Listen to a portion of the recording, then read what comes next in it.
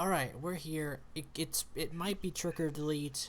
Mullen says it's trick or delete. I think it's trick or delete, but we know what really was going on, what really was getting deleted tonight, and we'll talk about that in a moment. But tonight was the Go Home Halloween show, and also the Go Home show that was serious. Oh gosh, hit my microphone. But it was serious, but it was very comical at the same time because we had a lot of things. Broken Matt Hardy A lot of running for references. president. Hurricane Holmes. We'll get into everything. Donald Trump, the whole 9 yards. Uh, Bromans have a new member, one night only, but more of my boys, Death Count Council, DCC. We'll get into it. So, kicking off the show, we're having a little corn maze with the Hardy family, House Hardy. I'm sorry, and they're just going around the corn maze. Brother Nero eats some not good Like corn. raw corn. Yeah, not good corn, and nearly Then throws up. then he says, "Oh shucks." uh, there's gonna be a lot of knee slappers during this show, but yeah, that was a fairly good intro for the Halloween show. Um, really good, and there's a lot. There's a lot of this. All right, so get ready for us to bounce between seriousness, craziness, a little bit of sad ending, but the ending, it's like the ending that was bad, and then they give you a bonus ending at the end, and it's like, all right, that makes up for it. But we'll talk about all that because I think TNA was pretty solid all around. What do you guys think tonight? I thought it was an episode I will definitely remember it for a little bit of everything. Like you said, Yeah, good, the good, yeah. the bad, the Yeah, hilarious. storyline wise, I think there's some great stuff to come out of this show, definitely. And I think TNA's been on fire. Like stuff they do behind the scenes might be very jaded, and who knows what really is going on. But stuff they do, they keep Like I it was gonna professional. like the So thing about it is I can't really name probably 10 matches that were great for TNA as it pertains to like just great in ring work and all yeah, that. But I can probably name you 100 great stories that they've done this year. yeah, exactly. Just crazy off the wall segments and just stuff of that nature. But all right, after that, cold open, I guess you could say. We start with a very great wrestling opening with the team of Jesse Goddard and EC3, which at first I'm like, eh, but then it kind of grew on me for them, but then it was like, no. But the team of Eli Drake and Aaron Rex, that is money. Someone write that down. They had freaking phenomenal chemistry tonight. And Jesse Goddard, I don't know if he wasn't with it tonight, but um, it was a little sloppy in the ring. But if you look past that, for how long that match was, it was a great match, and the ending was decent. I thought the ending was smart because Aaron Rex is like, I'm the guy who's here to keep the title on me. I'm the guy who's gonna do anything to hold the title. Jesse Goddard is like, well, that's not what a champ should do. Aaron Rex is like, oh really, really? It's just this very good sarcasm from Aaron Rex because he taped up his rings so you couldn't see him, and he just knocked him with it. I'm gonna hit my microphone, or not even next to it, but yeah, he knocks him in the neck, like back of the neck. That was the end of it Yeah, and right it there. knocked him out. Goddard was there definitely to take the L, take the loss, take the pinfall. It's freaking great opening match. So that was actually a great match. Probably I'd say It, that might actually be it set match the of the night. tone. Yeah, It I set say the tone. that might actually be match of the night because there's a lot of comedy stuff In ring going work, yeah. going forward. I was. Um, This was a very segmenty show. I don't think there was that many matches. Matches. yeah. After this, we went into a bit of two things. We had a little bit more of House Hardy, where there was kids that were trick or treating, and he would give them green beans, and to fill Oh their my god, I belly marked out for the bags. green beans because you know Yeah, that was my yeah. thing. He said, "Don't eat too many, because you'll be like I Fat marked out. Hardy." So It's great. Oh, there were so many Just references. it's just great. We'll get into more stuff, but he also talks about how he saw a premonition and how later on during the show we'll talk about uh, they're gonna fight somebody. They're gonna fight somebody from this premonition, and Yep, someone's coming up. two thumbs up for this one. It's great idea. I mean, it's a little fast Great, pushing great this. booking. Great Look, booking, but fast. fast, very fast booking, but thumbs up in terms of keeping everything on fire. So it's just like one upping this one and making sure they succeed doing this, that they're trying to one up from previous stuff with the decay. Like the decay, that was great. Um, and then there's Allie with, before the show happened, having a little segment there, a little flashback with Billy Corgan, still looking like the hippest grandpa of all time, without a doubt, and a Noche. Oh, Billy Loudly Corgan. just smoke a I cigar gotta in get the some middle. clothes like him. I'm gonna start dressing like him. You should. I mean, he probably pays thousands of dollars for that. But man, that guy, that means he's the White Knight of TNA.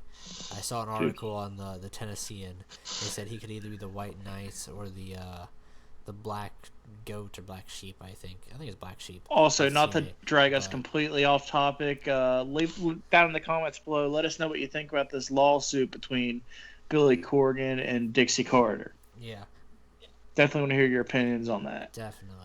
But to segue right into this, Allie and Billy Corgan, just saying how Allie needs to do what she. It's basically, just to sum it up real quickly, Allie just wants to fight. She's a good wrestler. They're gonna let her wrestle more. They just need to develop her character into a wrestling character, without freaking reinventing a new one. So I completely see this working out. Yeah, because Hopefully. she was a good indie wrestler, so they can't just have her all of a sudden be like, yeah, I'm great. I'm a great wrestler. Yeah, they gotta build her up and everything. So, which is kind of crappy, but good at the same time, because then she still gets to use that Allie name and character story to progress who she is. After that, we have some. Let's see, is this X Gold? I I believe it's think X Gold. so. Yes, it's X Gold. We have your boys, which is Team X Gold. Which is Zema Ion, Zemo, Mandrews, and Braxton Sutter. yep, taking on Rockstar Spud, who said he found the perfect team tonight. And I don't know why, but I thought Halloween theme, what are they going to do for Decay? And then it started going through my mind as the show was going on. I was like, well, who's Spud going to team up with? Because he can't just bring in random people. I was like, and at the same time, this is going through my mind. I'm like, Crazy Steve, obvious X Division guy. I mean, you can work that. But Abyss, former X Division champ, because why not? So they put him in there. Yeah, because X Division used to push that whole concept of you don't No have to be limits. it was for anybody, no limits. Yeah, I mean, Samoa Joe is X Division champ, so, but great one too. But let's talk about the match that was involved with these six guys. It was decent. Was match of the night. Like previously, I would say maybe this was the second match of the night. I don't know. There really didn't seem like there was too much wrestling actually tonight, but this was actually There was a lot of tag matches actually. yeah, yeah. This match was pretty decent. Of course, I said it. Team X Code has to get the win here. Spud had to take the pin, of course. So the Decay did lose, but I thought the Decay was gonna turn on Rockstar Spud because Spud kept on like pushing for that. I'm sad they didn't. So it kind of hurts Decay a little bit, but at the same time, I think Decay easily to bounce back from that, and it helps out X Division, which is the bigger goal in all of this. That the X Division needs that help to get their relevancy back after just nothingness for happening for a very solid amount of time because they were being overlooked by a lot of stuff. They were just the start of the show, and I think now they have that good middle ground to help them up. But yeah, they're doing good with the X Division stuff. So segue. We had Eddie Edwards and your boy Lashley said they're not allowed to fight each other. Of course, they flipped tables, almost fought each other. This was during the contract signing. Basically, it was that They fight next week. See you next week. Yeah. your boy from the Bromans comes out. Grado and Robbie E. Grado's like, I would have joined the Bromans for one night. So he gets a bunch of oil and a spray tan and has a little weird song saying, dressing like the Bromans. And then they get the crap beat out of them by DCC. And yeah, we'll talk about what this leads into after they get completely eradicated by DCC. But great comedy thing to have it be, squashed by the series Death Count Council. Which, props off to you, Grado. I'm not the biggest Grado fan in the world. I'm sorry. Not at all. I'm not really a Grado fan at all. Sorry. Just not too crazy about him like some people. But he took a crazy Spike pile driver. Yeah, that pile driver he took. My God. He like bounced off the mat off his head. There are people that have been paralyzed by that. So massive freaking props for taking that bump, Grado, and props to Robbie E for taking that knee to the jaw. So that was great. Oh yeah, after that tag finisher is something. Yeah. After that, we got more of our Hardy Boys, of course. Excuse me. They had an oversized, overgrown trick-or-treater come to their house. Trick-or-deleter? Yeah. It was the Hurricane. Hurricane came by. It was great. Yeah, they're like, what a horrible costume.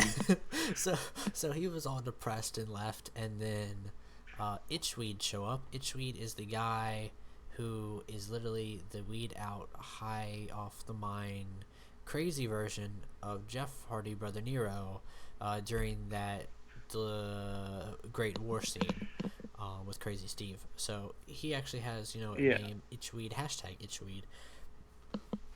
With 3 E's. With 3 E's, and he, get it, Itchweed, and he has a weed whacker and weed wax Happy Halloween. So, but that's not the end of it, because we'll talk about that more. Yeah, that looked like it was going to be the end of it, but I'm glad we got to see more. Yeah.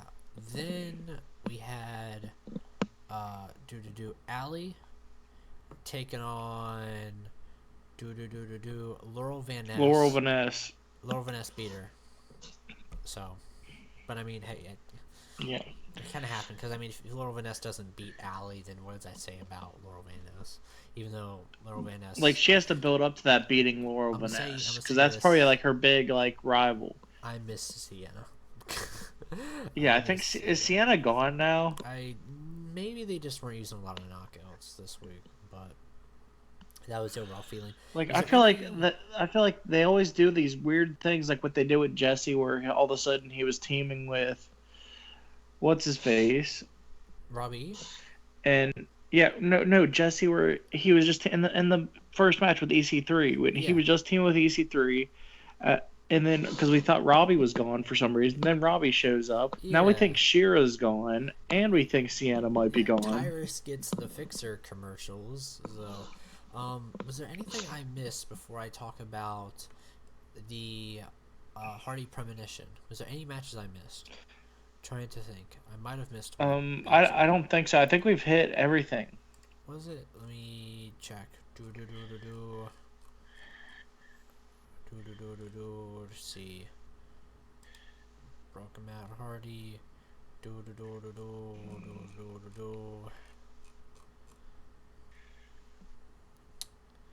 I'm pretty sure, I'm pretty sure I've got everything. So let's talk about, oh no, sorry, I forgot one thing. Or actually this kind of ties into it anyways, but yeah. So they had 2 more trick-or-treaters show up, which are the last trick-or-treaters to show up. It was Donald Trump and Hillary Clinton. I can't believe I'm saying this about a wrestling show in 2016. But this shows just how ridiculous things have gotten in the world. Things are getting. So Trump and Hillary Clinton show up. Senor Benjamin answers the door. Says he's going to build a wall around Donald Trump and bury him, and then he tases Donald Trump. Itchweed shows up, says that he's been sending emails to Hillary Clinton and wonders if she got them. Broken Matt Hardy comes out and said, sorry, they've been deleted. And then, as you're like, They all start chanting, delete. as everybody's like laughing because emails deleted Trump while everything's getting ridiculous, out come Vanguard 1. Straight up, a drone dressed as a ghost that scares Hillary Clinton and she runs away, falls, gets back up, falls again, which, if you don't know anything about American politics, there's this scene where she would fall and collapse over and over again. Remember getting out of cars or something, and Yeah. everybody was like, "I think she's going to die." Like it was, American politics. Everybody, it's ridiculous. But yeah, that happened, and then a little girl shows up and hands broken Matt Hardy an envelope, and she has on the Death Count Council mask, and it's basically saying that the Death Count Council has come for the Hardys, and next week, after no matches, after beating up Tribunal and the makeshift Halloween Broman team, it's going to be Death Count Council and the Hardy Boys for the titles. So Is that next week too? That is next week. As far as I'm concerned, I thought it was next week, but yeah, I'm pretty sure it is. That's pretty big. So props off for finishing a comedy segment very serious. So, and now time for our main event. Cody Rhodes and Brandy Rhodes. I'm sorry, Cody and Brandy Rhodes taking on the Miracle Mike Bennett and Marie Kanellis. They lost. Mike Bennett and Maria lost. Thumb is down there, and they lost in such a crappy way, and it wasn't good for a main event. I'm sorry. They shouldn't have done. They should have just let Mike Bennett win, because the fact that might have been, I think, the last time we see Cody Rhodes.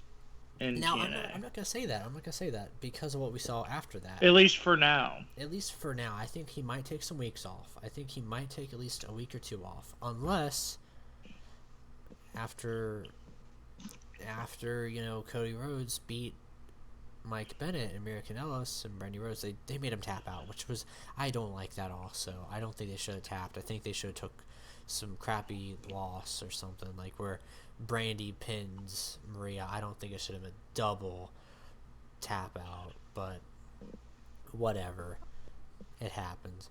So we just gotta move forward from that. Cody Rhodes gets backstage. Cody gets backstage and gets the crap beat out of him by Lashley. Horrible acting by Brandy Rhodes when he was beating the crap out of Cody.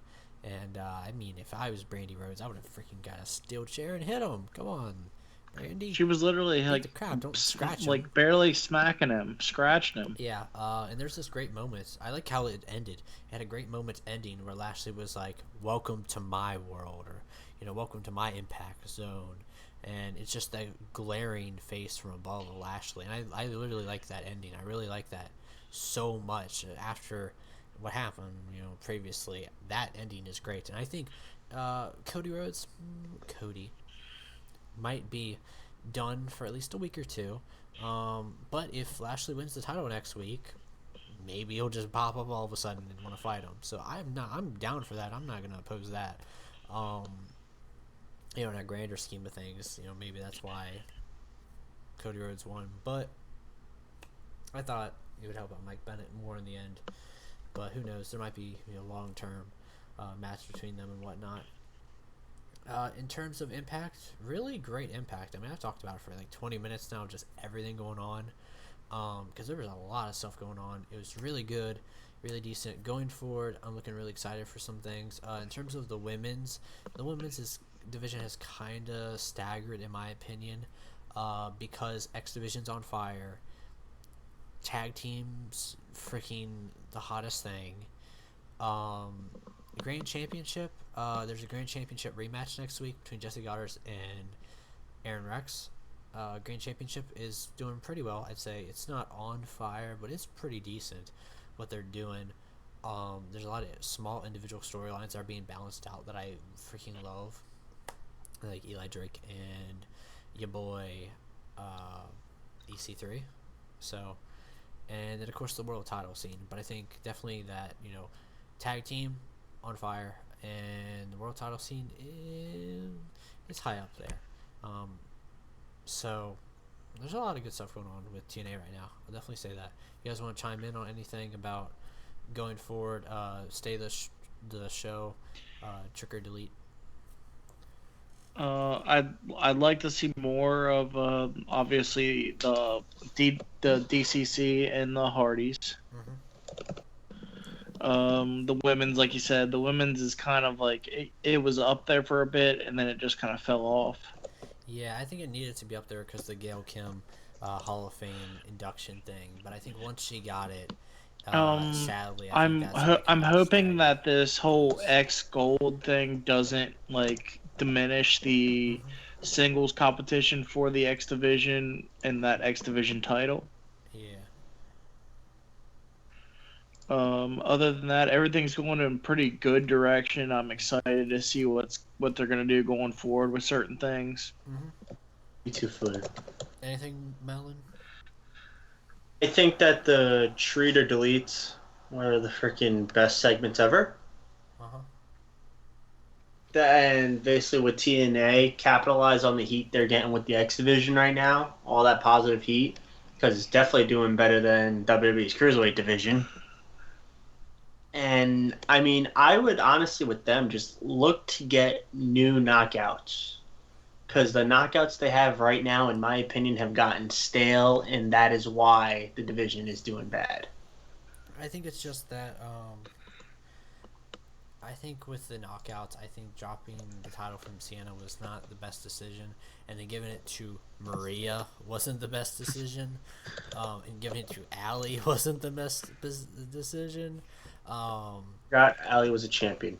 Yeah, so I mean it was like good for 1 week, and then you think long term, but